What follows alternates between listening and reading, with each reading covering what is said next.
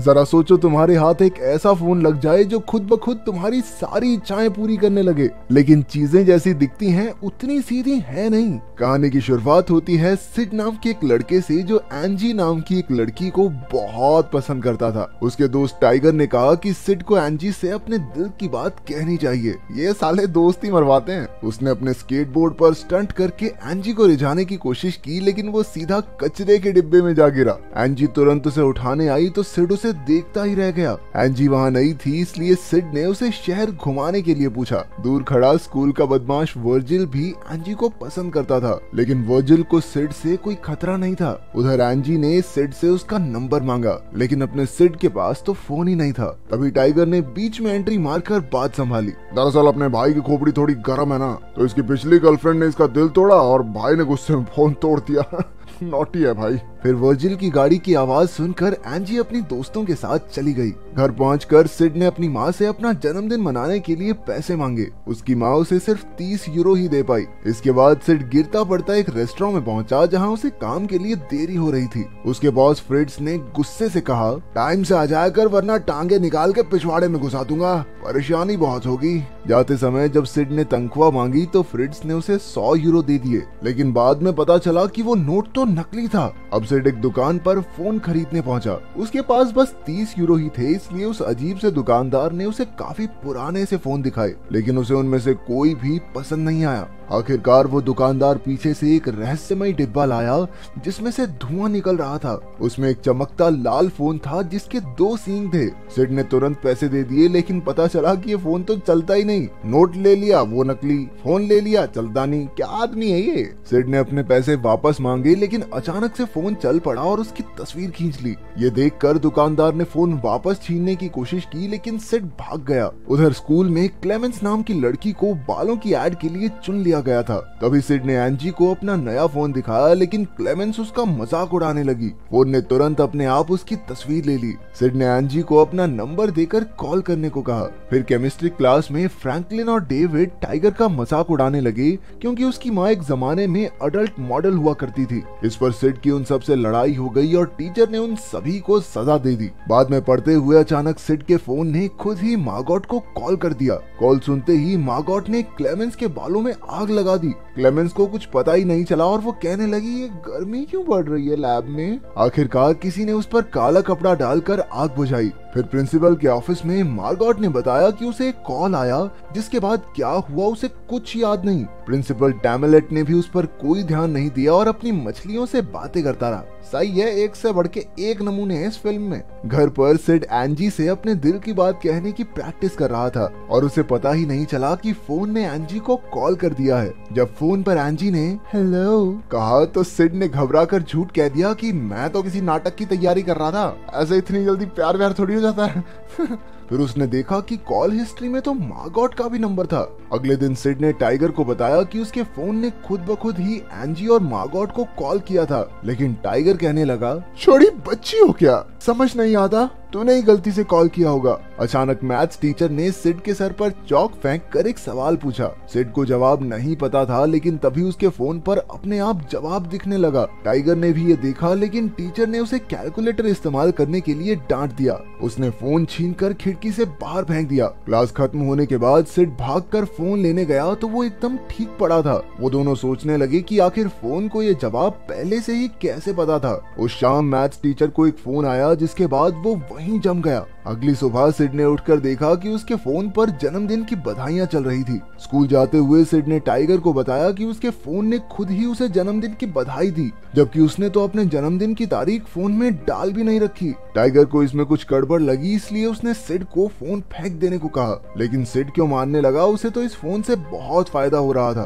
फिर टाइगर ने फोन से केमिस्ट्री क्लास में हुई लड़ाई की सजा से बचने को कहा। उसी वक्त सिड के फोन पर प्रिंसिपल की असिस्टेंट का फोन आया, जो सिड को प्रिंसिपल समझ रही थी। सिड ने मौके का फायदा उठाकर अपनी सजा रद्द करवा ली और कैंटीन में मैकडॉनल्ड्स का खाना मंगवा दिया। इस फोन की शक्तियां देखकर सिड और टाइगर बेहद खुश थे। फिर सिड ने अपने फोन का नाम हेल फोन रखा और उसे एक ट्रिप बुक करने को कहा। उधर स्कूल में में मैथ्स का टीचर लगातार चौक की उल्टी करता हुआ मिला। फिर टाइगर ने सिड से हेल्प फोन उधार मांगा ताकि वो अपने माँ बाप को फिर से साथ ला सके। सिड ने उसे समझाया कि क्योंकि फोन ने उसे चुना है तो ये सिर्फ उसका है। उसने फिर भी टाइगर को फोन दे दिया, लेकिन टाइगर के छूते ही वो बंद हो गया। गुस्से में टाइगर ने फोन पानी में फेंक दिया, लेकिन जब सिड ने उसे बाहर निकाला तो वो फिर से जलने लगा। अगले दिन वर्जिल ने टाइगर की माँ का एक भद्दा पोस्टर लगाकर उसे नीचा दिखाना चाहा। तभी सड़क पर किसी ने एंजी का आईपॉड चुरा लिया। सिड और एंजी अपने स्केटबोर्ड पर आईपॉड वापस लेने निकले और वर्जिल अपनी गाड़ी में चोर के पीछे भागा।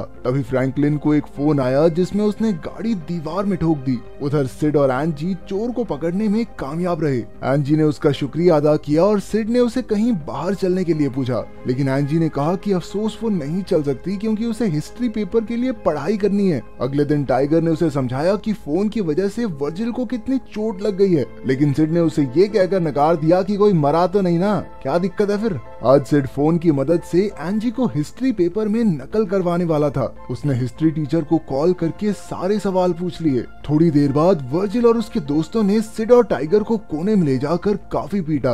अचानक वर्जिल को भी कॉल आई, लेकिन सिड ने धक्का देकर फोन गिरा दिया ताकि उसे कोई नुकसान न पहुंचे। तभी क्लेमेंस ने आकर कहा कि सिड आज उन्हें नकल करवाने वाला है। ये सुनकर वर्जिल ने उसे छोड़ दिया। जैसा उन्होंने सोचा था वैसा ही हुआ और बाद में उन सब ने खा पी कर मस्ती की। जब एंजी ने खुश होकर सिड को अपने साथ बैठने को कहा तो वर्जिल गुस्से में लाल हो गया। वो कहने लगा कि सिड के पिता ने तो उसकी माँ को किसी और आदमी के लिए छोड़ दिया था।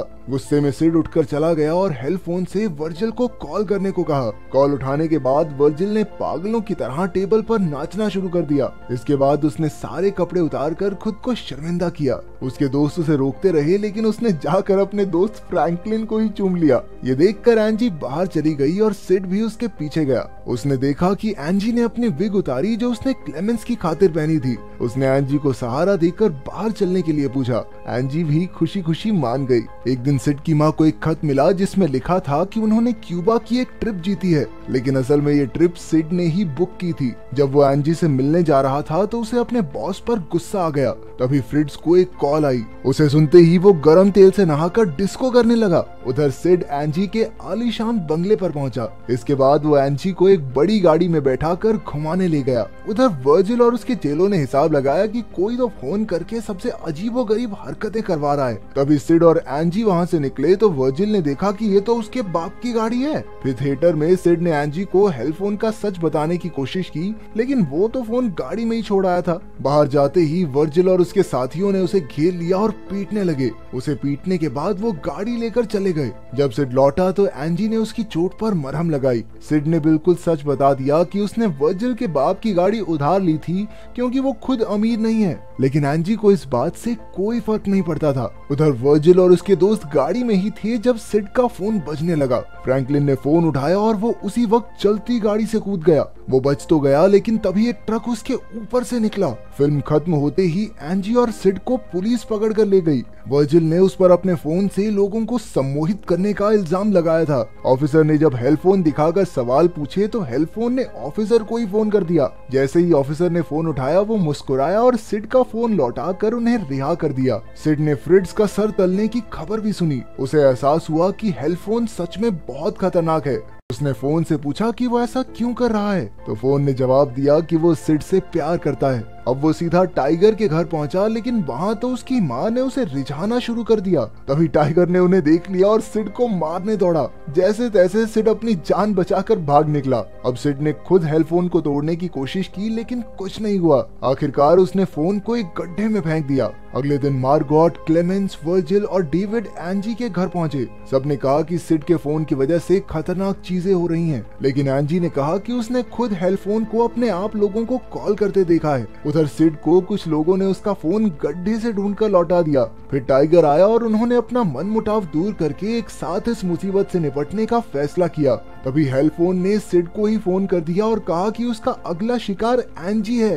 ये फोन कुछ ज्यादा आरामी नहीं हो रहा। जब एंजी के घर फोन बजा तो घबराते हुए क्लेमेंस ने फोन उठाया। फिर उसने हकलाना शुरू कर दिया और बाकी सब डर गए, लेकिन वो तो बस मजाक कर रही थी। फोन पर एंजी की माँ ने उसे गैस बंद करने को कहा। फिर मार्गोट की माँ का कॉल आया तो उसने फोन सुनकर वर्जिल को पकड़ा दिया और फोन के कंट्रोल में आकर वो चाकू की चोट की वजह से मारी गई। वर्जिल ने उबलती गोंद अपने सामने खड़ी लड़की पर फेंक दी, लेकिन डेविड ने वर्जिल को बेहोश कर दिया। मार्गोट का फोन फिर से बजा और एंजी के कुत्ते ने फोन उठाया। इसके बाद उसने डेविड को बुरी तरह काट लिया। कुत्ते ने फोन उठा लिया, वाह। तभी सिड और टाइगर भागकर वहां पहुंचे। बेचारी एंजी अपनी ही माँ से लड़ रही थी। उन्होंने जैसे तैसे उसकी माँ को बेहोश किया और एंजी ने बताया कि बाकी सब मारे जा चुके हैं। उन्होंने मशीन में फोन तोड़ने का फैसला किया, लेकिन सम्मोहित हुए वर्जिल ने उनका रास्ता रोका। सिड उसका सामना करने लगा और बाकी लोग मशीन का पासवर्ड सोचने लगे। वर्जिल ने आरी से सिड पर वार किया, लेकिन सिड किसी तरह बच निकला और उनकी लड़ाई के बीच वर्जिल मारा गया। उधर सिड ने एंजी का नाम पासवर्ड में डालने को कहा। तरकीब कामयाब रही और फोन टुकड़े टुकड़े हो गया,